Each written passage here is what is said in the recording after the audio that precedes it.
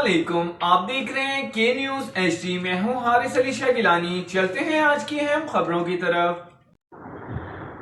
रुक करेंगे साहिवाल का, जहां से रिपोर्ट कर रहे हैं हमारे नुमाइंदे मियां अली रजा। पाकिस्तान पीपल्स पार्टी के जनरल सेक्रेटरी हैदर भट्टी और हारिस अली शाह गिलानी की साबका वजीर तालीम और सीनियर रहनुमा पाकिस्तान पीपल्स पार्टी महर गुलाम फरीद काठिया से मुलाकात। पार्टी की कामयाबी पर मुबारकबाद पेश की। इस मौके पर महर गुलाम फरीद काठिया ने गुफ्तगू करते हुए कहा कि पीपल्स पार्टी गरीब और मजदूरों की जमात है।